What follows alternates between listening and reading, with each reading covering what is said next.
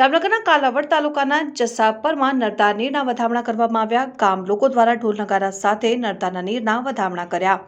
4 ગામના ચેકડેમો નર્મદા નીરથી ભરાતા ખેડૂતોમાં ખુશી લહેર જોવા મળી હતી અને ખેડૂતો હવે 3 સિઝનનો પાક લઈ શકશે। જામનગર જિલ્લાના કાલાવડ તાલુકાના જસાપરમાં નર્મદા નીરના વધામણા કરવામાં આવ્યા અને ગામ લોકો દ્વારા ઢોલ નગારા સાથે નર્મદાના નીરના વધામણા કરવામાં આવ્યા।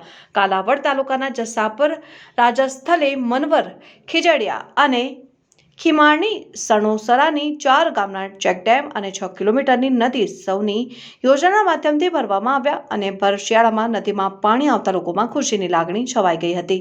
4 ગામના ચેકડેમો નર્મદા નીરથી ભરાતા ખેડૂતોમાં ખુશીની લહેર જોવા મળી હતી અને ખેડૂતો હવે 3 સિઝનનો પાક લઈ શકશે।